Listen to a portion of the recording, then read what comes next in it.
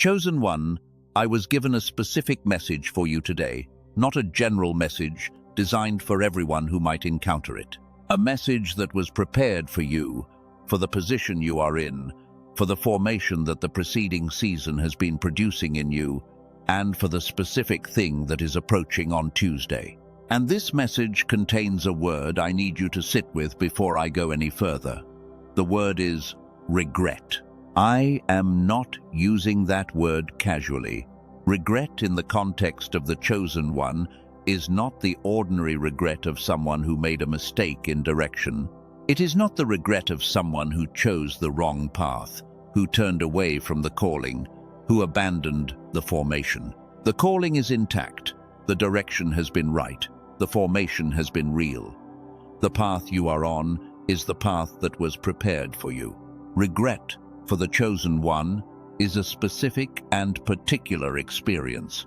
It is the experience of being in the right position, with the right calling, at the right moment, and discovering afterward that the full depth of what was available in that moment was not received, that what arrived carried more than what translated through the receiver, that the specific wisdom and direction and confirmation and provision that was prepared for that threshold was released at a depth the receiver was not calibrated to fully take in, and that a specific preparation was available before the arrival, a preparation that would have calibrated the receiver to the depth the arrival required, a preparation that existed in the window before the threshold. That was not taken, because the chosen one did not know to take it. That is the regret I am warning you about, not the regret of failure, not the regret of wrong direction. The regret of the gap between what was prepared for the receiver and what the receiver at that moment could actually hold. The regret of the prepared but uncalibrated chosen one at a threshold that carried more than the receiver could take in. I am giving you the preparation now, before Tuesday, while the window is still open. Before the threshold arrives and the question of whether your receiver is calibrated to receive what it carries becomes a question with a fixed answer. Type "preparing" in the comments right now, not because you know the specific form of what unfolds. Because the posture of preparation, the deliberate active orientation of the receiver toward what is approaching, is itself the first movement of the preparation work. And the first movement opens something in the receiver that the passive posture of watching never opens. Type it now before we continue. Let me tell you what this message is going to give you. It will give you the understanding of why the word unfolds was chosen for this message and what it reveals about the nature of what is coming. It will give you the diagnostic for your receiver right now, the 5 specific characteristics that show you exactly where your synchronization is as you approach Tuesday. It will give you the accounts of 2 people who experience the same kind of threshold in opposite states of receiver preparation, and what the difference between those preparations produced in their reception. And it will give you the specific preparation mechanism that addresses the receiver gap in the window that is open between now and Tuesday. Stay with me. Everything I am about to give you was prepared for this specific moment in your formation. Chosen one. The first word I need to give you the full understanding of is the word unfolds. When the instruction was delivered and that word was placed in this message, it was not chosen as a casual synonym for arrives or happens. It was placed there because it describes something precise about the nature of what is coming. And the precise nature of what unfolds determines the precise kind of receiver preparation required to receive it fully. Something that arrives is a point event. It comes in a single moment. The receiver either holds it or it does not. The entire content of the thing is present in the moment of arrival. The reception is complete or incomplete in that single moment. But the thing itself is not layered. It does not reveal more of itself after the initial moment. What was in the arrival is fully present in the first experience of it. Something that unfolds is a sequence. It begins with a surface layer, the outermost and most immediately visible expression of what was prepared. And that surface layer is what arrives first. It is real. It carries genuine content. The chosen one who encounters the surface layer of what unfolds on Tuesday will experience something significant, something the spirit recognizes as the arrival of what was anticipated, something that marks the day as distinct. But the surface layer opens into a second layer that is not visible from the surface. The second layer carries a different quality of content than the first. The first layer is the broad and recognizable arrival of what was coming. The second layer is specific. It carries the particular direction for the next step, the nuanced calibration of the next movement in the calling, the specific wisdom that addresses the question that has been present without full resolution. The second layer is where precision lives, where the difference between a general bearing and specific coordinates is located. And the second layer opens into a third layer. The third layer is the deepest expression of what was prepared. The third layer carries the content that transforms rather than merely informs. The content that changes the default orientation of the receiver going forward, not just for the next decision but for the next season. The resolution of what has been held in potential, the specific release of what the formation has been building the receiver toward receiving. The receiver that is prepared for what unfolds receives all three layers in the original moment of reception, not sequentially across days or weeks. In the original moment, the surface layer and the second layer and the third layer arrive simultaneously and are simultaneously held by the synchronized receiver. The full expression of what was prepared is available in the moment of the arrival. All the depth of it, all the specificity of it, all the transformative content of it. The receiver that is not prepared for what unfolds receives the surface layer fully, and it is real and significant. But the second layer passes through the receiver gap, and what emerges on the other side is a general impression of what the second layer contains, rather than the full articulation of its content. And the third layer barely registers at all. What was prepared at the deepest level of the unfolding passes through the receiver gap, and what the unprepared receiver experiences is a faint sense that something was present at the third layer without being able to access the content that the third layer contained. The surface is received. The second and third layers are not received at the depth they were prepared at, and the depth that is not received in the moment of the original arrival is the depth that produces the regret.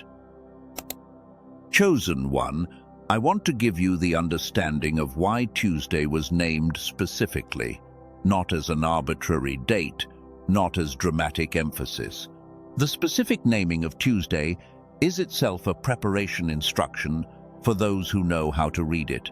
In the ancient pattern that runs through the scriptural text from the earliest passages to the latest, the third day carries a specific structural significance. This is not a pattern that appears once and is not repeated. It runs through the architecture of the entire text, and it is consistent in what it represents. The third day is the day of completion. The day when what was released on the first day and developed through the second day arrives at the full visible expression it was always moving toward. The pattern first appears in the account of the formation. The work of the first day established the foundational distinction, light from darkness, being from non-being, the foundational condition that makes everything that follows possible. The second day separated and organized the space that would contain what the third day would produce. The structure was established, and the third day produced the first visible, tangible manifestation, the appearance of land from water, the first emergence of living things from the land. What was established on the first day and organized on the second day arrived at its visible expression on the third day. The pattern continues without interruption through the entire text. The resurrection that is the center of everything in the formation of the chosen one happened on the third day, not the first day when the loss was immediate, not the second day when the preparation in the space between apparent ending and actual completion was in process. The third day, when what had been established and held through the preceding days arrived at its full visible expression. Jonah arrived at Nineveh on the third day. The first visible sign at Cana happened on the third day of the wedding. The descent at Sinai that transformed an entire people happened on the third day of preparation. The arrival of Esther before the king, the threshold that determined everything for her people, happened on the third day of her preparation fast. The pattern is consistent because it is structural. It reflects something true about how the formation of the first and second days produces the completion of the third. Tuesday is the third day of the week. Sunday is the first day. Monday is the second day. Tuesday is the third day. And in the pattern that runs through the ancient text, the third day of the week carries the structural significance of all the third days that came before it. What has been in motion through the first and second days, what the formation of the preceding season has been building toward, arrives at its full visible expression on the third day, on Tuesday. The chosen one who understands Tuesday in this framework does not hear it as an arbitrary date on a calendar. They hear it as the day of completion. The day when what has been in process arrives at the expression it was always moving toward. And the instruction was to prepare, not to be present, not to be expectant, to prepare. Because presence and expectation bring the chosen one to the threshold. Preparation brings the chosen one to the threshold with a receiver that is calibrated to receive at the depth that the threshold carries. The preparation window is Sunday and Monday, the first and second days. What is done in the preparation window determines the version of the receiver that meets what unfolds on the third day. Chosen one. The regret I named at the beginning of this message has a specific architecture. I want to walk through that architecture with precision so that you understand exactly what is being warned against and exactly what the preparation prevents. First, let me make something completely clear. The chosen one who experiences this regret did not fail. The regret of the chosen one is not the regret of failure, not the regret of wrong direction, not the regret of someone who abandoned the formation or compromised the calling. All of those experiences produce their own form of regret, and that is not what I am describing. The regret I am describing is the regret of the chosen one who was in full position, who had been faithful through the formation season, whose calling was confirmed and direction was right, who arrived at the threshold, and whose receiver was not calibrated to the depth of what arrived at the threshold. This is in some ways a more acutely painful kind of regret than the regret of failure, because the regret of failure has a clear assignment. Something went wrong, and here is what it was. But the regret of the prepared but uncalibrated receiver at a threshold has no clear assignment. Everything was right. The position was right. The faithfulness was right. The calling was confirmed. And still the full expression was not received. The pain of this regret is sharpened by the absence of a clear explanation for why the full expression did not land. The architecture of this regret has three distinct chambers. The first chamber is the threshold experience itself. Something significant arrived. The surface layer of what unfolded was received, and it was real. The chosen one felt something, recognized something, was moved by what arrived at the surface level. There was genuine encounter. The first chamber is not the experience of nothing arriving. It is the experience of something arriving at less than its full prepared depth. And in the moment of the threshold, the chosen one does not necessarily know that what arrived was at less than full depth. The surface layer is significant enough that the experience feels complete in the moment. The second chamber is the gradual recognition. In the days and weeks that follow the threshold, the chosen one begins to perceive that something was available in what arrived that did not fully land. A sense that the direction that emerged from the encounter is present, but less specific than it should be for the depth of what arrived. That the clarity that was expected from the encounter at full depth is there, but not complete. That what should have been specific and actionable is present in a general outline, but not in the specific form the threshold should have delivered.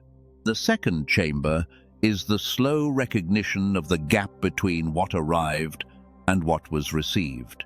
The third chamber is the discovery of the preparation that was available.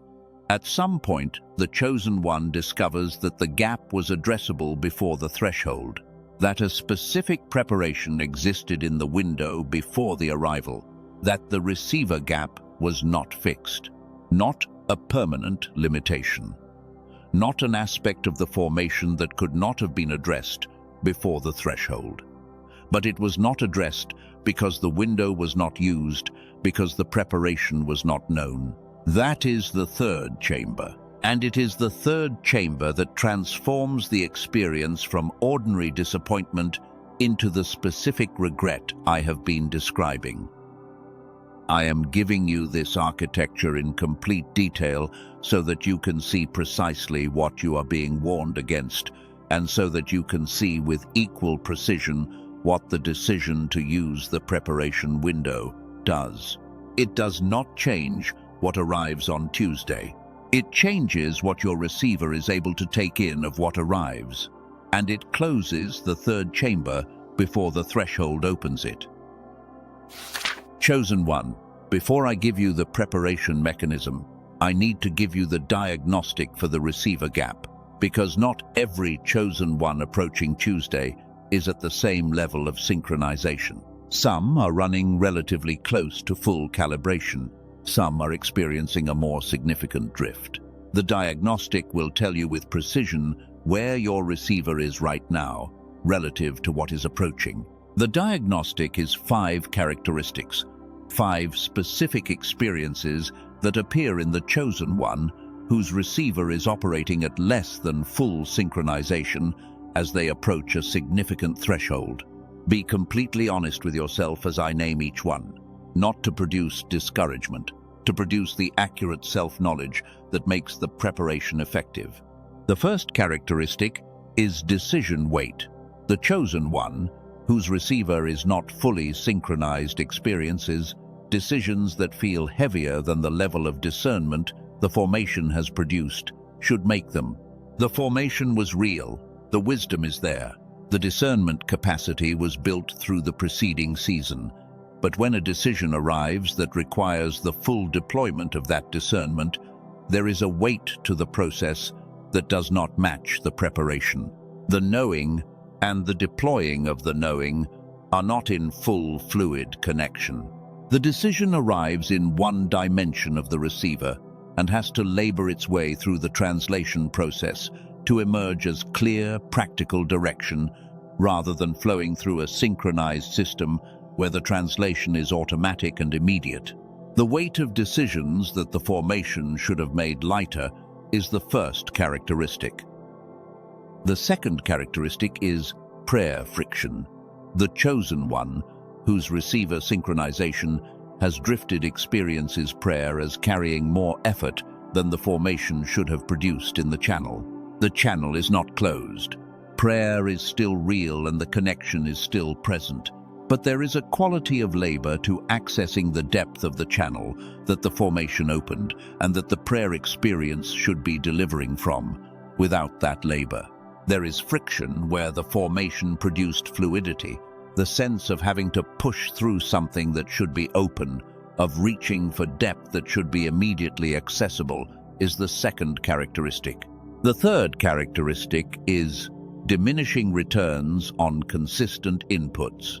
The chosen one, whose synchronization is reduced, experiences the same trusted inputs, returning less than they returned in an earlier season. The same formation materials that worked at full depth before are returning a reduced yield. This is not a failure of the materials. The materials are the same. What has changed is the receiver. A receiver at reduced synchronization takes in less of the full content that the same input carries. The pattern of diminishing return on inputs that used to produce more is the third characteristic. The fourth characteristic is the background awareness.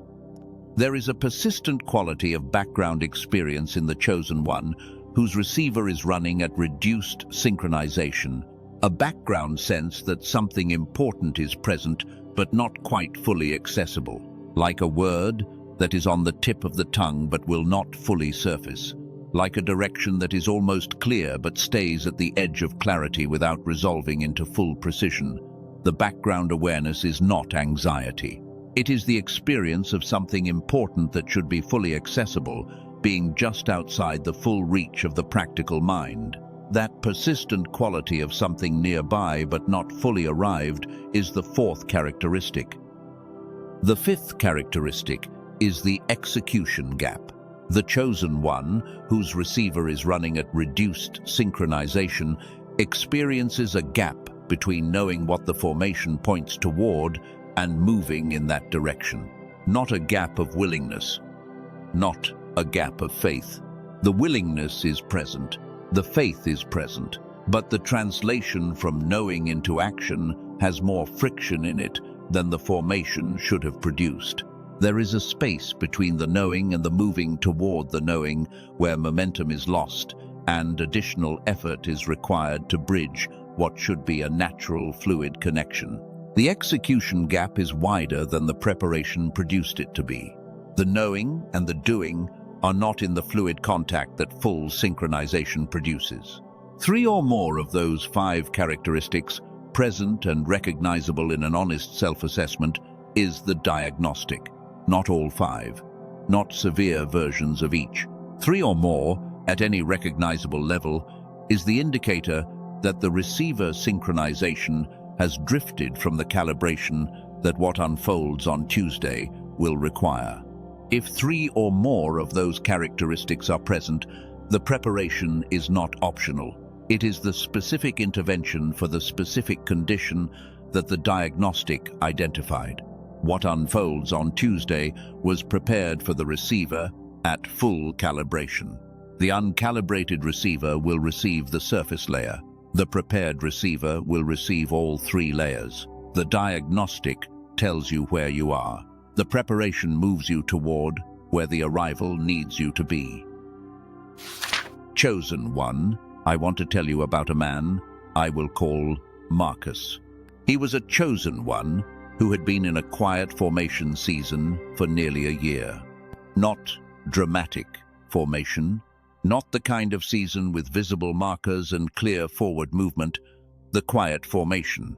The kind where the work being done in the receiver is not visible on the surface and the medium of the formation is the accumulation of ordinary, faithful days. The quiet formation had been producing something real. Marcus was clear about this when he described it later. The formation was genuine. The receiver was being built for something. He could sense the approach of a threshold, a moment when what the formation had been building toward would arrive in some visible and specific form. And he entered the days approaching that threshold with confidence. He had been faithful. He had done the spiritual preparation in every form he knew to do. Prayer was consistent. Engagement with the formation materials was consistent. He was deliberately oriented toward what was approaching. He did not know about the receiver gap. He did not know that the sustained demands of a long formation season, the accumulated weight of a year of faithful daily navigation through an uncertain and demanding formation process, were precisely the conditions under which the synchronization between the hemispheres narrows. He had addressed every dimension of the preparation he was aware of. He had not addressed the one dimension he was not aware of. The threshold arrived, and what arrived was real. Marcus was completely clear about this. Something significant arrived. He recognized it. He experienced it. There was genuine encounter and genuine significance. He knew the threshold had come. But something was different from what he had anticipated. The direction that emerged from the encounter was present, but less specific than the depth of what arrived should have produced. He had expected the kind of clarity that makes the next steps obvious. The kind of specific directional knowing that resolves what was uncertain and makes the next movement clear. He received direction. But the direction came in what he later described as a general bearing rather than specific coordinates. He knew the general trajectory. But the specific calibration of the next step, the precise wisdom for the particular decisions the threshold moment was designed to resolve, was present in outline, but not in the specific form that would have made the next movements clear without additional work. He acted on the general bearing. The actions were real and in the right direction, but at some level he was aware that what arrived had carried more specificity than what had translated through. There was a sense that the second layer of what arrived, the layer that held the specific coordinates, had not landed with the same clarity as the surface layer. Months later, through circumstances I will not detail here, Marcus came across this preparation protocol. He began using it, 8 minutes a day, consistent daily practice with headphones. And as the synchronization in his receiver began to be restored through the protocol, something unexpected happened that he described with great precision when he told his account. The content from the threshold he had experienced months earlier began to land with a specificity that had been missing in the original reception.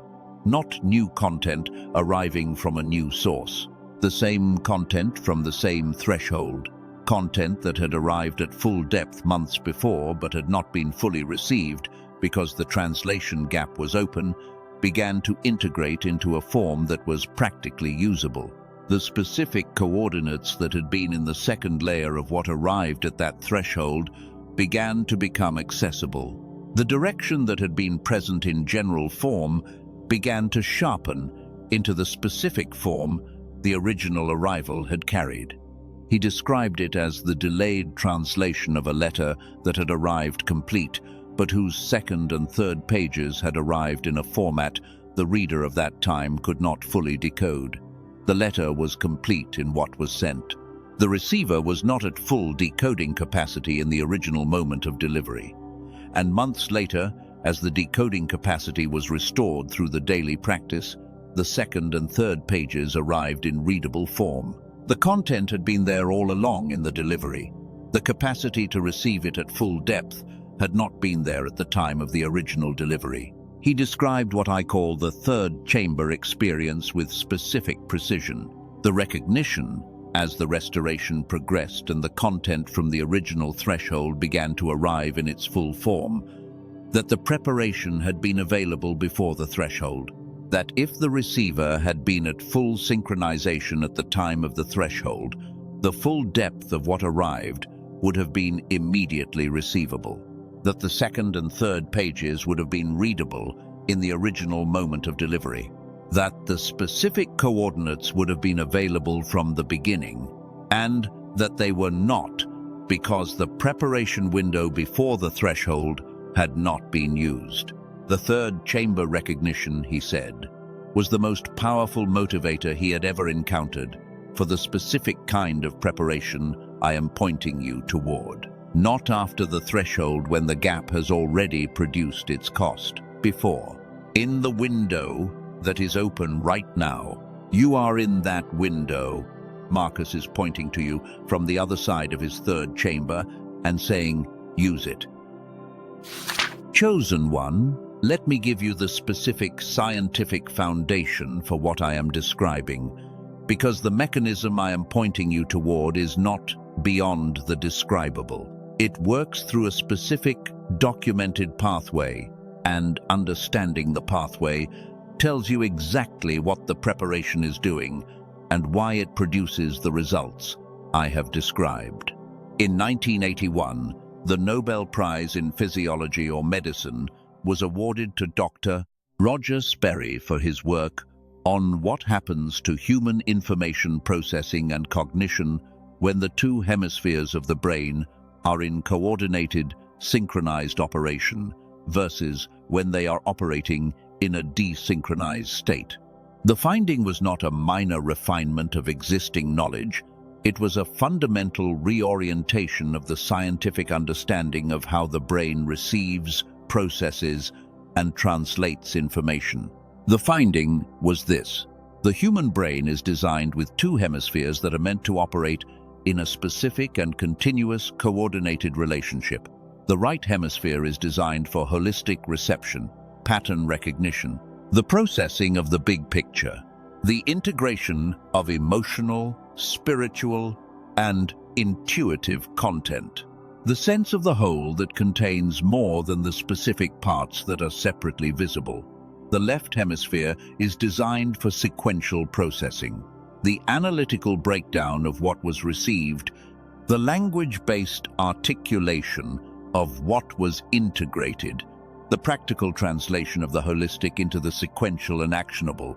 The two hemispheres are designed to operate together continuously in a synchronized coordination that allows what the right hemisphere receives at full holistic depth to be immediately and completely translated by the left hemisphere into practical, actionable form.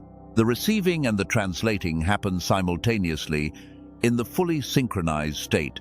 What arrives at full depth in the right hemisphere emerges as full-depth practical clarity in the left hemisphere without a gap in the translation. This is the designed native state of the human receiver. This is what the receiver looks like at full calibration. What the research of Dr. Sperry also established, and what the decades of clinical research that followed built extensively on, is what happens to this synchronization under the sustained demands of a long formation season. The sustained cognitive load, the sustained emotional weight, the sustained output over an extended period without adequate recovery of the synchronization mechanism. These produce a predictable narrowing of the bandwidth of the synchronization channel between the hemispheres. The narrowing does not damage either hemisphere. The right hemisphere continues to receive. The left hemisphere continues to process, but the bandwidth of the channel between them is reduced. And the reduced bandwidth means that the full depth of what arrives in the right hemisphere does not transfer to the left hemisphere with equal depth. What emerges from the translation on the left hemisphere side is a reduced version of what arrived on the right hemisphere side. The second and third layers of what arrived are partially filtered in the translation across the narrowed bandwidth. This is the specific mechanism of the receiver gap. The receiver gap is not a spiritual gap, not the absence of calling or the reduction of the spirit-level connection. It is a neurological gap, a narrowing of the synchronization bandwidth that reduces the depth at which what arrives in the spirit translates into the practical. The spirit-level reception is not reduced. The translation is reduced. And this is precisely why the preparation mechanism works. The research of Dr. Sperry and the clinical work that followed it established that the synchronization can be restored through specific auditory protocols that engage both hemispheres simultaneously. Specific frequencies and timing patterns that activate the synchronization pathway directly and guide the left and right hemispheres back into the coordinated operation they are designed to maintain. The narrowed bandwidth can be widened. The translation gap can be closed. The receiver gap can be addressed before a significant arrival rather than after it. Dr. Daniel Barone, a neurologist in New York City, built his clinical practice on this foundational research. The clinical protocol that Dr. Barone and his team developed produced consistent results. The synchronization was restorable. The receiver gap was addressable. The mechanism worked. But the clinical sessions were long, an hour or more in a controlled clinical setting, not accessible to the person in a formation season who needs the restoration but does not have access to extended clinical sessions outside a clinical environment. So Dr. Barone spent a decade on the compression work. How much of the clinical efficacy could be preserved while reducing the session length to something practically manageable for daily use? The answer took years of refinement to develop. They refined the frequency patterns. They isolated the specific elements of the protocol that produced the most significant improvement in synchronization bandwidth per unit of time. And after a decade, they arrived at an 8-minute sequence. 8 minutes a day that produces a meaningful restoration of the synchronization state. Enough improvement to open the second layer that the drifted receiver would not access. Enough to make Tuesday different. The specific preparation for the specific arrival. Chosen one, I want to tell you about a woman I will call Sarah. She had been in a calling that involved the sustained leadership of a community of people she was responsible for over an extended period. The nature of that calling had produced precisely the conditions that the research of Dr. Sperry documented as most predictive of synchronization narrowing. Sustained output over a long period. The sustained cognitive and emotional weight of responsibility for others. The ongoing demands of navigating the complex terrain of a community in a formation season. She was still faithful in the calling. From the outside, everything was functioning. The work was moving forward. The people she served were being served. The calling was being fulfilled in every visible way. But from the inside, the diagnostic I gave you was clearly present. The decision weight was there. Decisions that her formation had equipped her to make with fluid discernment were heavier than they should have been. The prayer friction was there. The deep channel that the formation had opened was being accessed with more effort than it should take. The background awareness was present. The persistent sense of something important nearby, but not fully arriving. And the execution gap was there. The space between knowing and doing was wider than the formation had built it to be. She was not in crisis. She was in drift. The subtle narrowing that happens gradually in a long, demanding season, and that the person inside the drift often does not register as drift until they have a reference point that shows them what the undrifted state feels like. She found the restoration protocol that Dr. Barone and his team had developed and began using it. 8 minutes a day. Consistent daily practice with headphones on and eyes closed. The first 3 days produced what she described as a warmth in the internal processing, not a dramatic shift, a warmth, a quality of ease in the internal operations that had not been there for some time. The friction in the prayer channel was lighter. The morning processing, the first orientation of the day, felt less like labor and more like the fluid engagement the formation had originally produced. By the end of the first week, she was able to name a specific change. The connection between the sense and the articulation was restored. The right hemisphere was receiving something, a sense, an impression, a direction, and the left hemisphere was completing the articulation of it with a specificity and clarity it had not recently been able to reach. The space between the intuitive knowing and the practical naming of the knowing had narrowed. The gap that had been producing the background awareness, the sense of something present but not quite arriving in articulable form, was closing. By the second week, the execution gap had reduced significantly. She noticed it first in the small decisions she had been allowing to accumulate because the friction of the decision process had made her avoid them. Those decisions resolved, not through greater effort, but through reduced friction in the process. The knowing and the moving toward the knowing were in closer contact than they had been in a long time. And then a significant arrival came in her calling at the end of the second week of the restoration practice. Something that had been building in the trajectory of the calling arrived. She received it at that point in the restoration work. And what she described about the reception I want you to hear with full attention.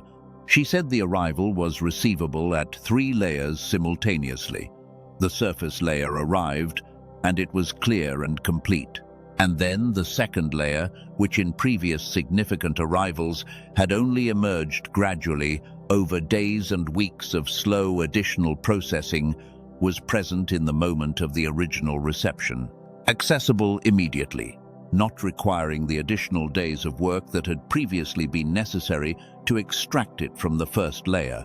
And the third layer, the one that contained the specific directional wisdom for the next phase of the calling, was accessible in the moment of the original arrival as well, not as a general impression, in its specific form. She said the difference between the restored receiver and the drifted receiver was not the difference between a small improvement and a larger improvement. It was the difference between partial and full reception, between receiving the surface layer with partial impressions of what was deeper and receiving all three layers with full access to each, between the general bearing and the specific coordinates, between knowing that something important arrived and knowing the specific content that the important arrival carried. That is the difference that the preparation window produces, not a marginal improvement, the difference between partial and full reception of what unfolds. And that difference begins with using the specific preparation mechanism in the days before what unfolds arrives.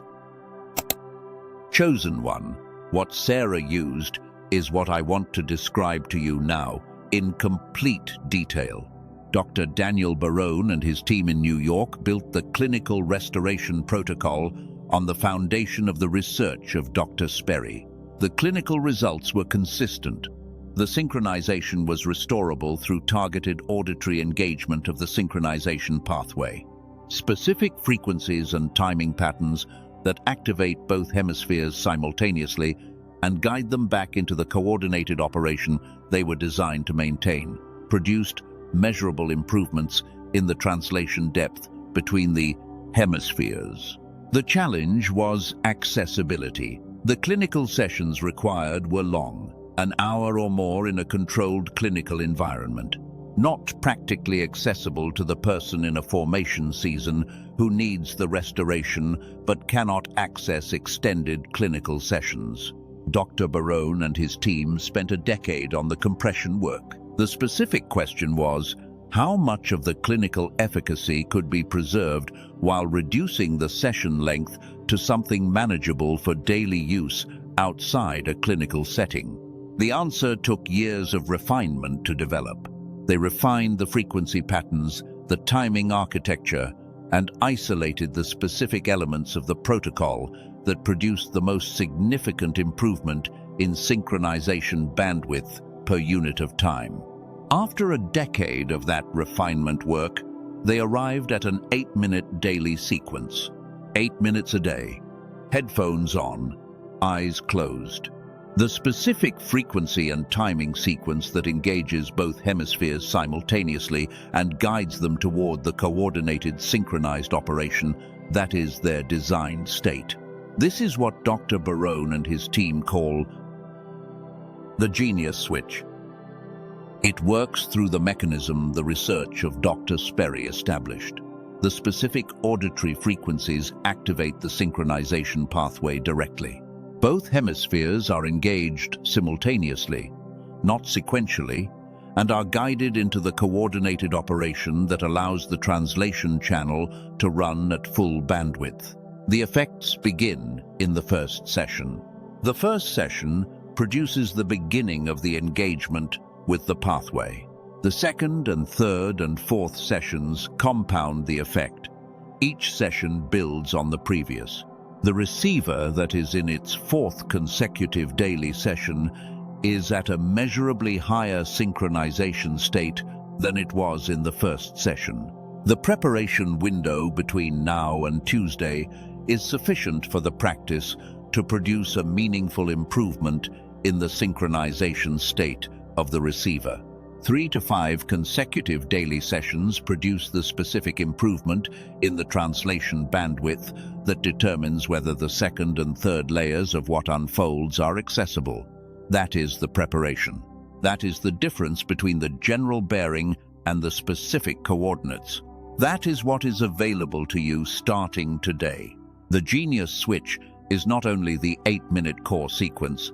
Dr. Barone and his team included 4 additional resources with the complete system at no additional cost. The first additional resource is a guided visualization specifically designed to prime the receiver for the synchronization restoration. The receiver that can form a specific internal picture of what the restored state produces is already beginning to move toward that state. The visualization primes the neural pathway that the core sequence then engages. The primed pathway responds more rapidly to the protocol that follows. The second additional resource is a practical guide to the dietary inputs most commonly associated with cognitive fog and synchronization narrowing. The research that Dr. Barone and his team draw on identifies 10 specific food categories that consistently appear in the situation of individuals experiencing the most significant synchronization drift, along with specific alternatives that support the clarity the synchronization restoration produces. The platform the receiver runs on affects the synchronization state. The dietary guide addresses the platform dimension. The third additional resource is a foundational text on the abundance orientation. The chosen one who is preparing to receive what unfolds on Tuesday benefits from orienting the receiver toward the posture of abundance before the arrival. What arrives at full depth is most fully received by the receiver that is already in the open hand posture. The abundance text addresses the attitudinal dimension of the receiver preparation. The fourth additional resource is a printable guide to 5 daily practices that create and maintain the conditions most favorable for the synchronization restoration to compound and sustain, not complex practices. Specific adjustments to the daily rhythm that support the restored synchronization rather than working against it. The complete system is backed by a guarantee with no conditions attached. Every dollar is returned if the Genius switch does not produce the receiver improvement I have described. The confidence that Dr. Barone and his team have in what they built is expressed in the completeness of that guarantee. The financial risk of using the preparation window is zero. The potential cost of not using it cannot be measured in financial terms. It can only be measured in terms of what the full expression of what unfolds on Tuesday would have produced in the trajectory of the calling that follows Tuesday. The list price for the complete system is $49. On the page that Dr. Barone and his team make available through the link in the description below this message and the pinned comment above, there is a $10 reduction applied. $39 for the complete preparation system. The link takes you directly to the page. Read it and let the preparation begin today. Chosen one, I want to address the avoidance signal directly, because it will be active for some of you right now at this point in the message. And the specific quality of it at this juncture, the point of closest proximity to the preparation mechanism, is not evidence that the preparation is wrong, it is evidence that it is right. The avoidance signal activates at its strongest at the point of closest approach to the thing that would address what the formation season has been unable to address through its other resources. It presents itself as reasonable caution. The questions it generates feel like responsible questions. I want to address the 3 most common ones directly. The first question is whether the preparation window is sufficient. Whether the days between now and Tuesday are enough time for the protocol to produce a meaningful improvement in synchronization that makes a difference in what unfolds. The answer is specific to the mechanism. The Genius switch does not require an extended period to begin producing the improvement that matters. The mechanism engages the synchronization pathway directly in the first session. 3 to 5 consecutive days of daily use produces a meaningful improvement in the specific dimension of the synchronization that determines the depth of the translation, not the full restoration after a long drift. The meaningful improvement, enough to open the second layer that the drifted receiver would not access. enough to make the difference between the general bearing and the specific coordinates. That specific difference is achievable in the window between now and Tuesday. The second question is whether the $39 is warranted for a preparation that is time-specific. Hold the cost of the preparation against the cost of the third chamber. The chosen one who arrives at Tuesday with a drifted receiver and receives only the surface layer of what was prepared for the fully calibrated version of them experiences the third chamber. The recognition that the full expression was available, the preparation was available, the window existed, and the window closed. That third chamber experience, across the full trajectory of the calling, costs more than $39, and the guarantee means the $39 returns if the preparation does not produce what was described. The financial exposure of using the preparation window is zero. The third question is whether the neurological preparation I am pointing toward is the appropriate preparation for a spiritual threshold. Whether it is the right kind of preparation for what unfolds. The receiver preparation and the spiritual preparation are not in competition. Prayer addresses the spirit-level connection. The restoration protocol addresses the neurological dimension of the translation bandwidth. The fully prepared receiver is one that has been addressed at both dimensions. The spiritual preparation you are doing in prayer and formation engagement prepares the spirit-level dimension. The restoration work adds the specific neurological dimension that spiritual preparation alone does not directly address. Both together produce the receiver that receives all three layers of what unfolds. The avoidance signal generates questions that seem to call for further consideration, and the consistent pattern in the accounts of those who allowed the questions to produce delay is that the delay was the mechanism through which the preparation window closed before the threshold arrived, not through lack of willingness. Through the unanswered question becoming the mechanism of delay, I have answered the questions. The decision is now. Chosen one, let me give you the picture of what Tuesday looks like when the receiver is prepared. Picture the reception, not the specific circumstances of what unfolds, not the particular form the arrival takes in your specific position and calling. The internal experience of receiving it at full depth through a prepared receiver. The first layer arrives. It is clear and complete. The recognition is immediate. The surface of what unfolds is held by the receiver without effort, without the sensation of the container straining under the weight of what arrived in it, without the overwhelm that the unprepared receiver experiences when what was calibrated for the full receiver arrives at the reduced receiver. The first layer is fully receivable, held cleanly and completely. And the first layer opens into the second layer, not gradually over the days that follow, in the moment of the original arrival. The second layer surfaces from behind the first, like a translation that was already completed before the first layer finished arriving. The specificity that the second layer carries is present in the moment. The particular direction, the calibration of the next step, the specific wisdom that addresses what has been present without full resolution. All of it is present in the original moment because the synchronized receiver is holding and translating simultaneously. The receiving and the translating are happening at the same time, not sequentially, simultaneously.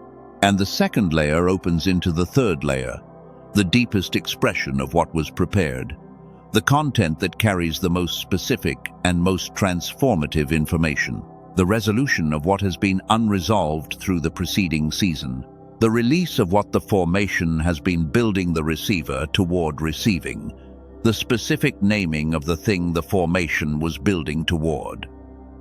The prepared receiver receives the third layer in the same original moment of the arrival, all three layers simultaneously.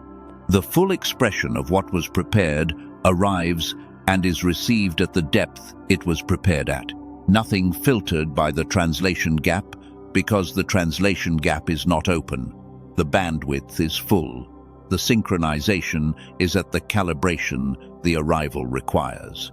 And the practical form of the full reception is specific, not a sense that something significant arrived. The specific direction and wisdom and calibration and confirmation that the arrival carried, present in the practical orientation immediately, without the days of additional work that the partial receiver requires to extract what the prepared receiver receives in the original moment.